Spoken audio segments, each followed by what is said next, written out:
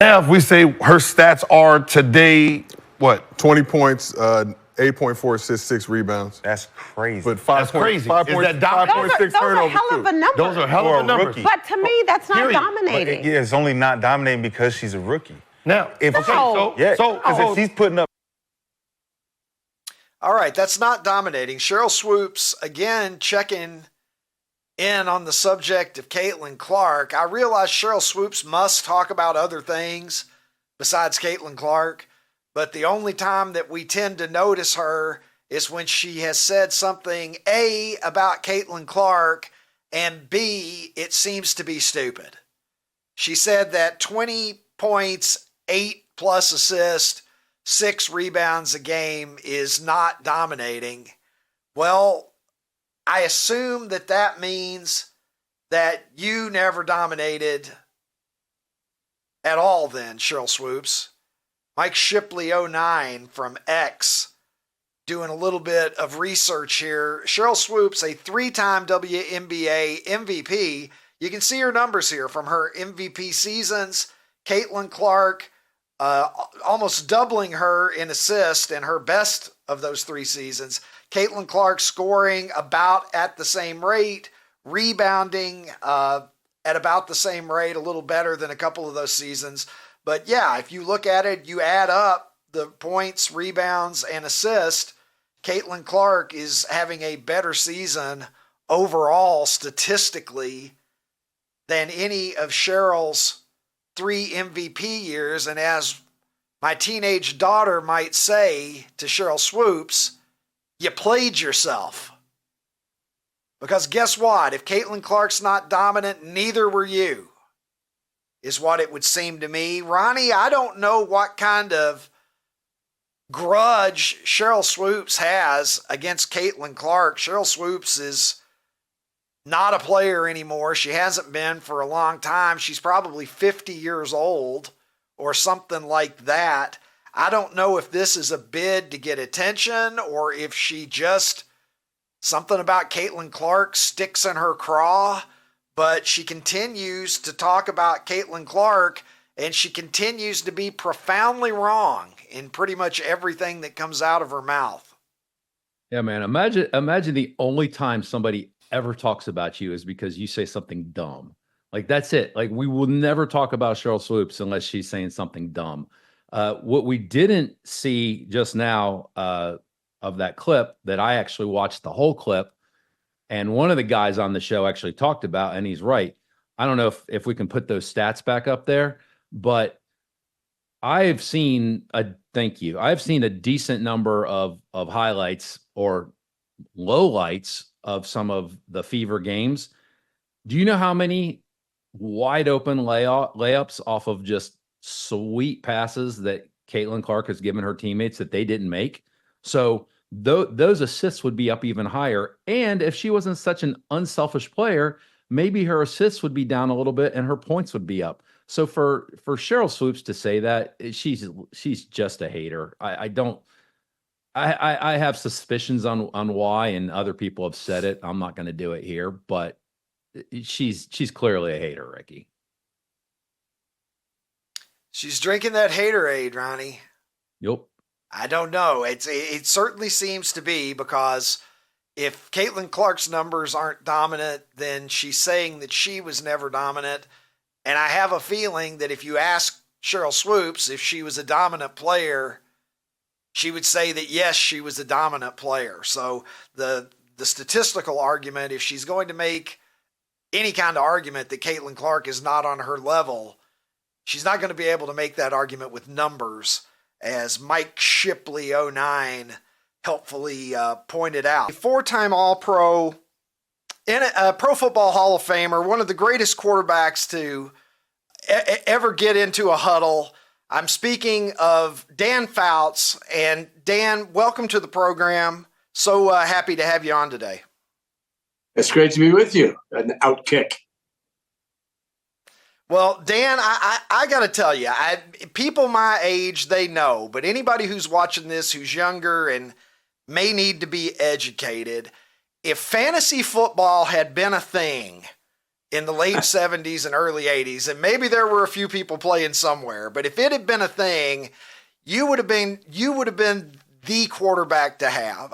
The numbers that you put up in Don Coryell's offense, you were the first guy in NFL history to have a 4,000-yard passing season. Joe Namath did it in the AFL in 1967. You were the first guy to do it in the NFL. You did it 3 years in a row. The numbers that you put up then still stand up with today's best passing numbers. I have to ask you, how much would you have enjoyed playing with today's rules? Do you ever think about how much fun you would have had going out there like these guys today and what you could have put up? Well, I know that my creditors would have liked it a lot better, but I would not change a thing. Playing for Don Coryell and playing with Hall of Famers like Winslow and Joyner and great receivers and Chandler and Jefferson. I mean, we had a ball, and we had a lot of fun doing it. And it was because of Don Coryell and his great mind and the belief that he had in all of us that we could have fun throwing the ball and win games. Well, Dan, I want to ask you, a lot of people probably don't know this, but your first year in the league, the Chargers had another quarterback. The 1973 San Diego Chargers, at least for a while, had two Hall of Fame quarterbacks because you played as a rookie with Johnny Unitas. That last season, sometimes I'll do a tweet where I'll say, post somebody who doesn't look right in that uniform. And there's Johnny U during his short stint with the San Diego Chargers. What are your memories of coming into the league as a rookie and being, in the same room with Johnny U? It was awesome because I grew up a 49er fan in San Francisco. My dad was the voice of the 49ers, and I'd go to every 49er game possible. And I was even a ball boy for the opposing team most of the time. So I got to see Johnny U in his heyday up close and personal. And then as a 22-year-old rookie, to be in the locker right next to him and sitting in meeting rooms and sharing a beer with him after practice once in a while, it was phenomenal. He taught me a lot about the game. He taught me a lot of the nuances of playing quarterback. I miss him a lot because we had a good relationship. And for me, he was 40 years old and really at the end of his career, but he still had a lot to share. And his work ethic was awesome. He practiced hard every day, but he got an injury to his shoulder, his right shoulder, his throwing shoulder. So that was the end of the road for him. And fortunately, I was in position to play some games behind him. Dan, your first 5 years in the league, some lean years in San Diego. Coryell comes in 78, and at least looking at the record, you can, it's one of those rare situations where you can almost see the nose of the plane go up immediately. How much did Don Coryell mean to your career? And can you speak a little bit to what a genius he really was? Because he was a guy who was clearly ahead of his time. Well, I don't want to defend my first 5 years, but I do want to set the record straight that, I was horrible, but I had a lot of excuses. One, I had 4 different head coaches and about 6 offensive coordinators. But when Coryell came, there's no question that things turned around for me, the franchise, the city of San Diego, and our great fans, because they knew a lot about Don at San Diego State, the success he had there, and why he went to the St. Louis Cardinals. Why they would do that, because Jim Hart and that crew there in St. Louis, they were very successful. Remember, they were the Cardiac Cardinals. So we get Coryell, and with the personnel that we had, guys like John Jefferson, Kellen Winslow, Charlie Joyner, guys that knew about the passing game, and you mix that in with Coryell's creativity, the fact that Coryell could look at a player like Winslow and say, well, you're a tight end, but you have ability to play out wide. You have ability to be in motion. You can do a lot of things. And so let's do that. And that's, I think, one of the strengths of all great coaches, that they look at their personnel, they see what they can do, and then they challenge that player to do that. And a lot of times Coryell would go back into a player's history, say in high school, and they say, well, I see that Lionel James was a high school quarterback. That means he ran the option. Well, let's run a little option play with Lionel James and see what he can do. And so that type of creativity, along with great coaches like Joe Gibbs and Jim Hannafin and Ernie Zampese, it's your perfect storm, basically. Dan, when you look at the quarterback position today, one thing that seems to have changed since my childhood and going back to the 60s, 70s, 80s is there really seems to be, in some cases, what feels like a rush to get that young quarterback out there in a starting role. And CJ Stroud, obviously, last year it worked famously for the Houston Texans. Bryce Young, on the other hand, we just saw that he's been benched in Carolina in favor of Andy Dalton. And there are a lot of quarterbacks that we can look at, and revisionist history being what it is, we can kind of look at it and say, well, maybe if that guy hadn't been thrown in the deep end of the pool so soon, perhaps his development would have gone differently. When you look at this, the state of the way the NFL is today, do you feel that quarterbacks are being rushed into the lineup faster than perhaps would be optimal? Well, there's no question. And you mentioned two really good examples there. The problem, if it's a problem or not, is the money involved. Obviously, the owner puts out all this money for a first-round draft pick. He wants to see a return on his investment. And the fans do too, because that quarterback is going to be their savior, right? He's going to turn the franchise around. Remember, the reason quarterbacks are drafted in the first round is because they're needed by that team. The team is, you don't see Kansas City going out and drafting a quarterback in the first round, do you? Well, they're set at quarterback. And that's what every team wants, is a guy that will be their guy, not just for this year, next year, but for their entire career. So it's unfortunate that a lot of these quarterbacks do struggle, but that's part of the game. The other part of it you got to look at is systems. Does that player fit the system that the coach wants? And then you have coaches that are new to the game themselves and don't have the experience of a Don Coryell or a Don Shula. So it's got to be a perfect match between quarterback, system, and coach.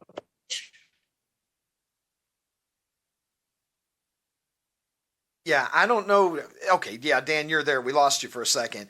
Another thing that is in the news right now and is obviously comes up in the news periodically as these situations arise, but what we saw happen with Tua, with another concussion, and the concerns that a lot of people are expressing that perhaps it might be in his best interest, and obviously it's a very personal decision that he has to make, and it seems that he's indicating that he has no interest in retiring at this time. But the fact that at age 26, there's so much concern, and we've seen these scary incidents. Dan, I had Brett Favre on the program a couple of weeks ago, and he has a documentary out about concussions now, and he told me that for most of his career, if you'd asked him how many concussions he had, he would have probably said 3 or 4.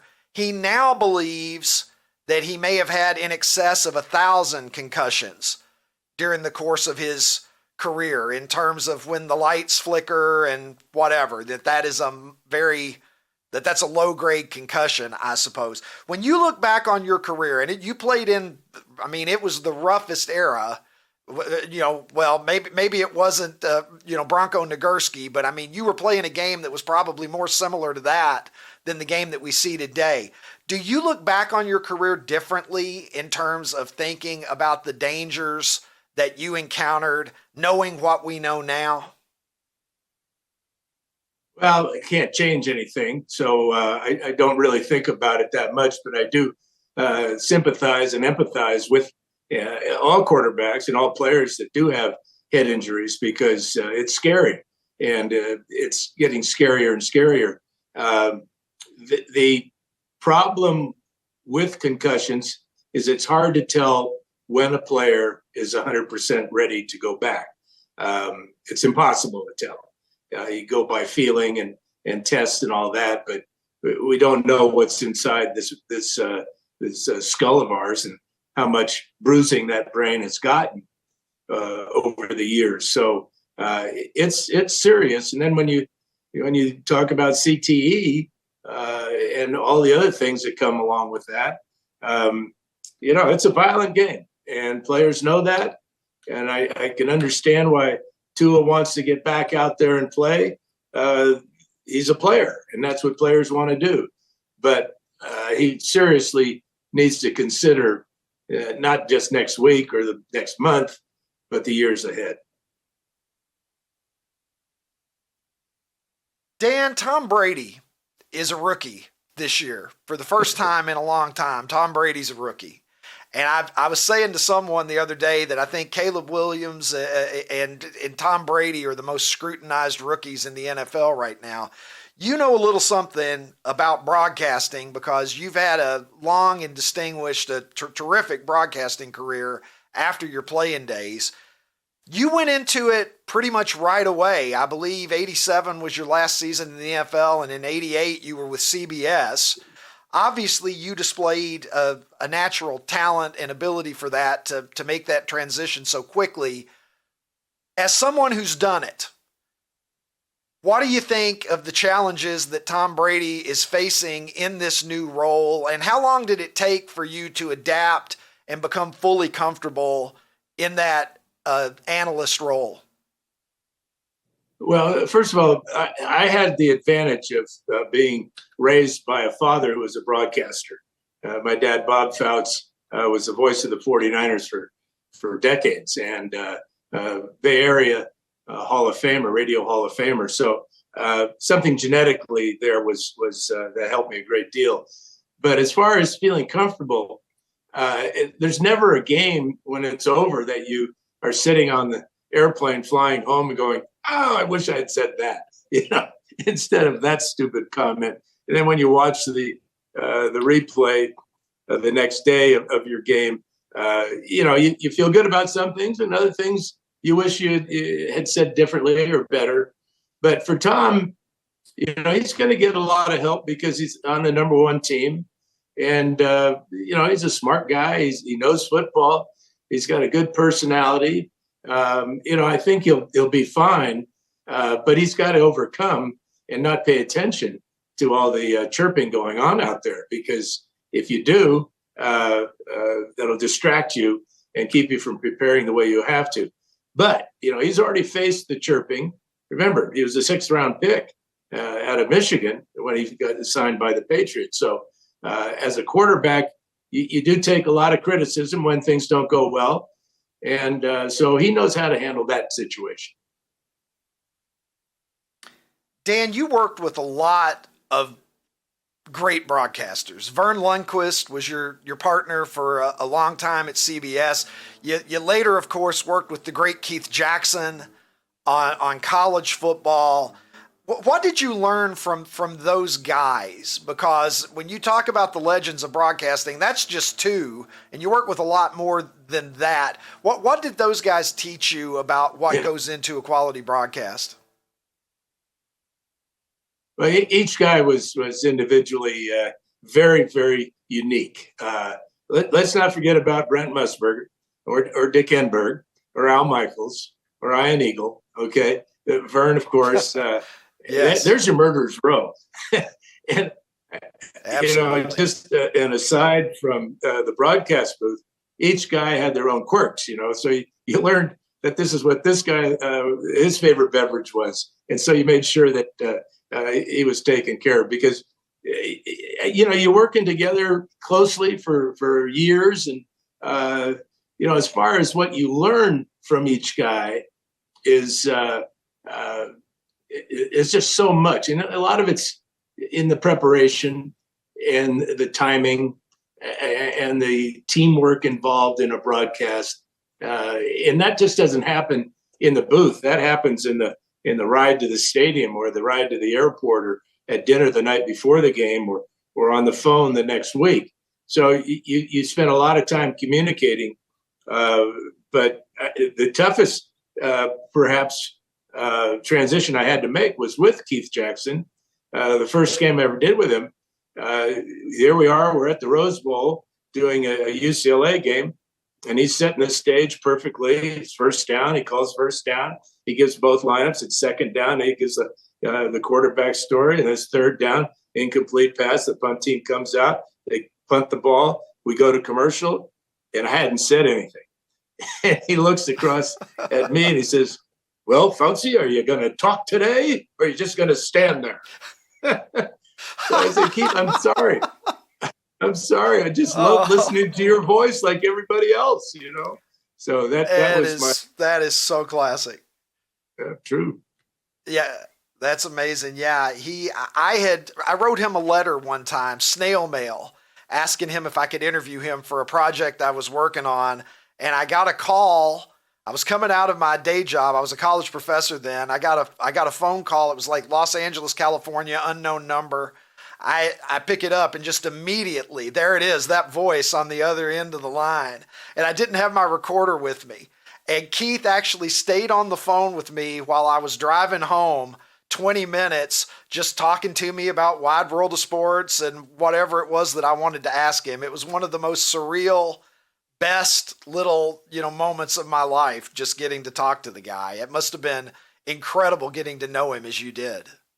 Well, it was 4 years of working together, and then many, many years afterwards, just as friends. But if you want a real treat, go back and watch the Texas UCLA national championship game of 2006. Keith's last game, his last broadcast, and if there was ever a perfect broadcast, it was that day for Keith Jackson.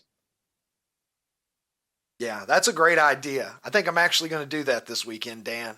It's like when Ted Williams hit a home run on his last at bat. Keith went out on the absolute top of his game, which is amazing. Well, Dan, thank you so much for your time this morning. We appreciate having you on, getting to pick your brain about the quarterback position and about broadcasting and all these things has been great. Thank you so much. Thanks for having me on. I appreciate it. I will now ask you the question that obviously is on everyone's mind around this time every weekday, and that is, what the fuck's going on, Ron? So there's some research out there, and there's a lot of well-known research institutions in the world. Yale, Harvard, Stanford, Oxford, just to name a few.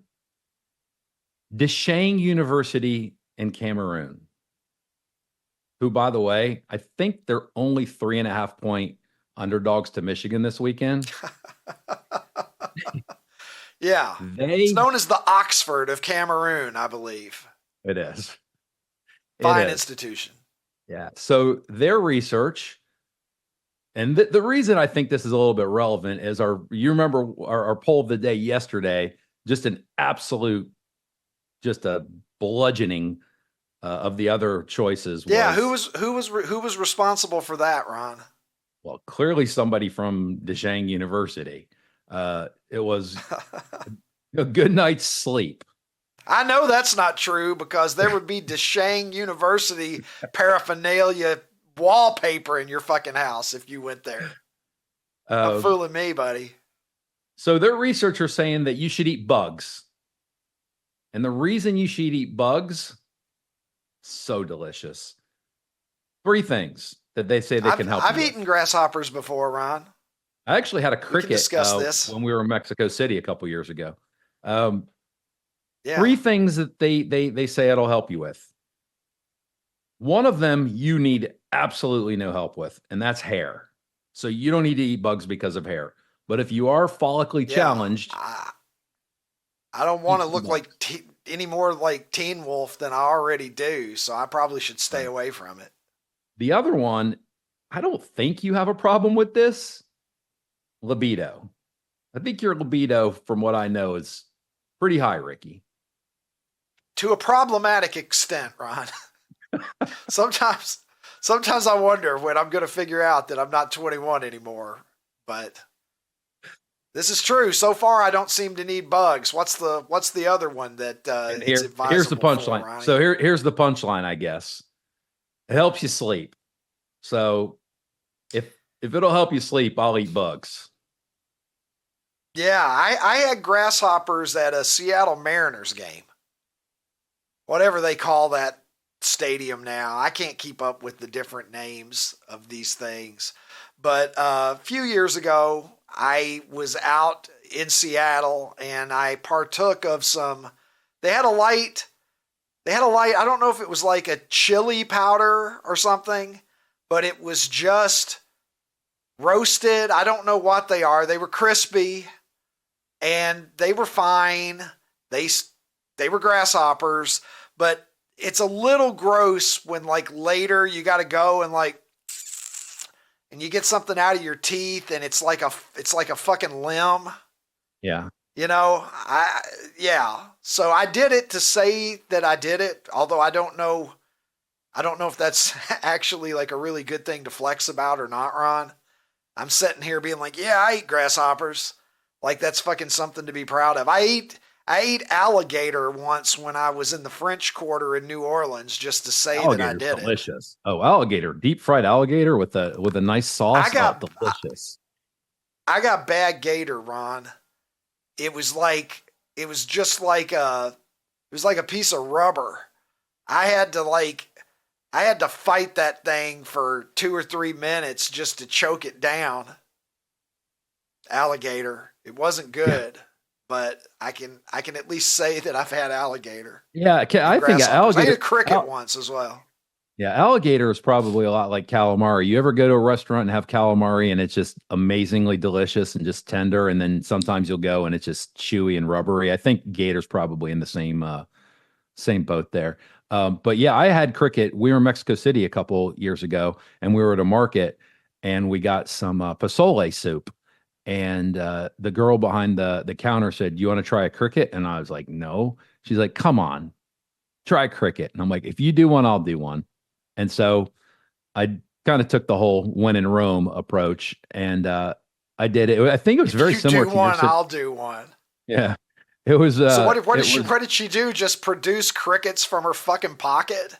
No, she had a little bowl. No, she had a little bowl of them out on the counter. Like it was something that you could buy, you could buy there.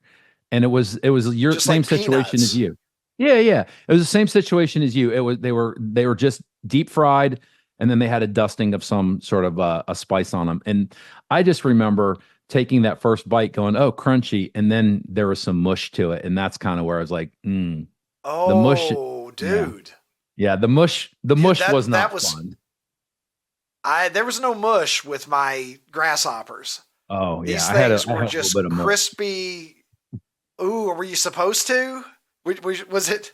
Do you like your crickets rare or well done, Ron? Yeah, you should have asked for them well done. You don't want the rare cricket. No, cricket mush is not. Yeah. Cricket mush is not something that you. Yeah. Oh well. Yeah, I survived. I think maybe you got a bad cricket there, undercooked cricket. Yeah, I survived. But yeah, so. Oh, Jesus. So Deshang University in Cameroon. Who knew? There it is. So I guess we should all go out and start eating bugs now, apparently. Yeah. So we're going to stick with universities, and we're going to go to some say the Cameroon of the United States. Arkansas. I mean, who did you slam on yesterday? West Virginia? New Hampshire. You went after New Hampshire. Yeah, let's just systematically knock day states by up. day. Let's just alienate everybody, Ron. That'll be great for the growth of this program. Arkansas, I love you. I'm horrified, Arkansas, that he would say that. New Hampshire, I didn't mean it. So I've been to Arkansas once. I crossed the border into Arkansas. I was in Memphis, and I wanted to be able to, I don't know about you, Ron, but I'd one day like to have gone to all 50 states. So if I'm somewhere close and I can just tick one off, I did that with Vermont one time. Just crossed over into Vermont so I could say that I'd been there. Well, this is an interesting conversation because I have some strict rules about this. So if you are in an airport in a state, but you don't go outside of the airport, it does not count. So my daughter has never been to Michigan, but she's been to the Detroit airport, and we in our family, it doesn't count. That no, counts. It doesn't. If you could be arrested there and tried under Michigan law, you were in Michigan. Nope. And then the other one is you can't fly over a state and count that. If you're on the ground, it counts. We're going to have to. This is going to be a poll question later today. Absolutely disagree. Poll question later today. And then the other one is be with me on this. Then the other one is you've got to be, if you want to count a state, you have to pee in that state. You have to at least pee in the state. You just can't drive over a corner of the state and go, oh, I was in Arkansas. You've got to stop and do something. And so we said we got to pee in a state. That's the only way to count them. So I don't. Well, did you stop in Arkansas? What if I drove across? What if I peed on the sign? What if I peed on the welcome sign, Ron? I count it. Does that count? I count it. I didn't. I don't want Vermont coming after me. But these are overly restrictive rules, bro. Like if you're in a state, nobody's saying that like you have to fucking live there. And look, this is helpful. Take a look at this. You got to put some effort into this. You just can't. No, you have to put effort into it. Nobody says you have to fucking put out. I put effort into it. I drove from Memphis across the state line into Arkansas. I drove like 2 or 3 miles into that motherfucker. I turned around and I left. And I can say that I've been to Arkansas. You're not going to fucking take Arkansas away from me like this. Consider it taken away. I could have been pulled over If I'm subject to the laws of that jurisdiction, I'm there. Do you think if I had been arrested for speeding 1.5 miles from the Arkansas border, that fucking cop would have accepted? Well, I haven't peed here yet. I haven't peed here yet. You can't give me a ticket. I haven't urinated in your state yet. Peeing is just a funny thing that we came up with. Peeing is just a funny thing we came up with. If you get pulled over, I will count it. If you stop and get gas, I will count it. You just can't drive in, touch it, and go, oh, I touched it, come out and go, I've been in Arkansas. No, your feet didn't hit the ground. You were in your car. It's not counting. I've ruled. We're done. We're done. Arkansas, I think this is very questionable. I am not taking Arkansas off my career record. Go take the little pin off your map. I went to Kansas once, and I went to a Target. I count it. I went from Kansas City, Missouri, into Kansas, went in a Target for like 10 minutes, came out. You're going to tell me that that's tangibly different than my Arkansas experience. Yes, being in your car and being in an airport don't count. My feet touched the ground in Vermont, Ron. What? I got out in Vermont. You have a Flintstones car? I have a picture standing with. I got out of the car. I had a picture made with the "Welcome to Vermont" sign. That doesn't count. That's not worth a urination. I'll give you Vermont. I'm not giving you Arkansas. Take the pin out. Anyway, I've been in Arkansas. Unbelievable. This is like, I guess you just make the rules now. Who are you, man? Who are you, God? Who are you to judge me? Well, I'm Jesus t-shirts. I'm clearly in charge of misinformation. And your misinformation is that you count Arkansas. I want my guarantee. What happened to my guarantee to free speech? I claim. Is this misinformation and disinformation? Are they going to come and get me for saying that I've been to Arkansas under questionable criteria? So anyway, maybe so. Ron, what were you going to say there? Yes, that was a nice sidebar that we just. We are in the era of NIL, and so all these universities are trying to raise money now. And I'm not making any judgments here. I looked it up on Google, so I'm gonna and it was on Wikipedia. I'm just gonna make the assumption that this is true. Arkansas has the 6th highest rate of poverty in the United States. So just kind of hold that there in your mind for what I'm about to tell you. As someone who has spent a lot of time in Arkansas, I will confirm that I believe that's correct, Ryan. So anyways, the Arkansas AD, so the University of Arkansas in Fayetteville or Fayetteville, I don't know how you say it. I say Fayetteville. Hunter Yurachek, he's got this grand idea how to raise money for the athletic department. And in theory, it makes perfect sense. It's just math. He wants 10,000 households across Arkansas to give just $100 a month each month of the year. So that's $1,200 a household. 1,200 times 10,000. I'll do the math for you.